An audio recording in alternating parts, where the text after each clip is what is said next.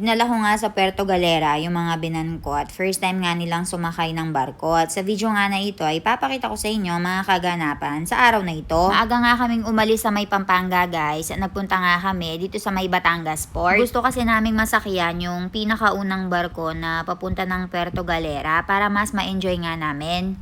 Very limited na lang kasi yung mga oras namin guys na nandito kami sa Pilipinas kaya naman ay sinusulit na talaga namin. Kasama ko nga din ngayon yung mother ko at saka yung buong Indian family ko para nga ma-explore nila ang paboritong lugar namin ni Milan. Hi guys, good morning. So another day, another vlog. Nandito tayo ngayon sa sa Batangas Port. Pupunta tayo ng Puerto Galera and kasama ko ngayon ang husband ko. Hi Milan. Hello. So what are we gonna do right now? Trying to book the ticket, but it's very late. So we arrived here around 2 o'clock and then alas 5 na ngayon kaya nagsi-open na yung mga stall. And ngayon is nagbo-book tayo ng ticket papunta ng Puerto Galera.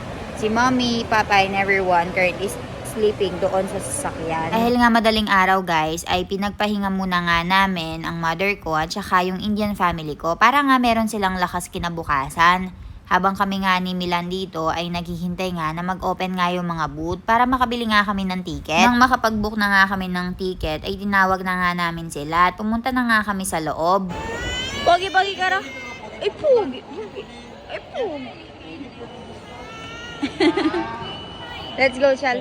Nagpa-check na nga kami ng mga gamit dito at naghintay na nga lang din kami ng oras. First time nga sasakay sa barko ng mga binan ko at saka ni Jano. At tignan nyo naman nga yung mga pormahan nila guys.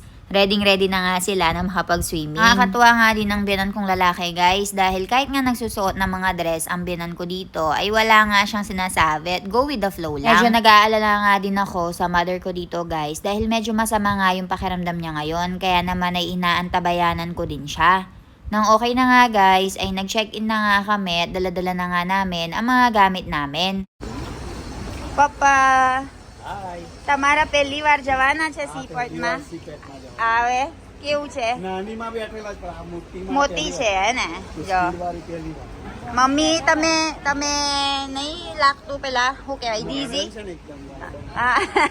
modern ekdom. Niloloko nga ng binan kong lalaki ang binan kong babae dito at gandang-ganda nga siya sa kanya dahil nagsusuot na nga ng dress.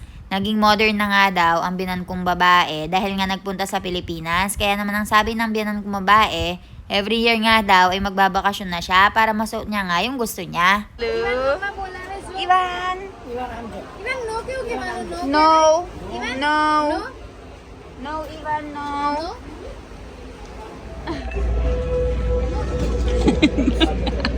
Lagi na paparingkin mo kayo ni. Masakit nga yung pakiramdam ni mother ko at hilong-hilong nga siya na kumpara pa nga yung sa Boracay. Mas gusto niya nga daw yung sa Boracay dahil medyo malikot nga daw ito. Tinanong ko nga din ang binan kong babae at medyo nakakahilo nga daw dito. Nakakatuwa nga din si Iwan dito guys at talagang nagpapakute at enjoy na enjoy. Guys, so nakarating na kami dito sa may Puerto Galera. So tinawagan na natin yung magsusundo sa atin and malapit na nga daw siya.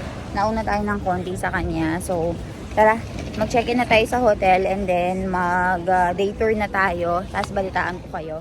Hinintay na nga namin yung susundo sa amin at niready na nga namin yung itinerary namin for today. Kaya samahan nyo kami.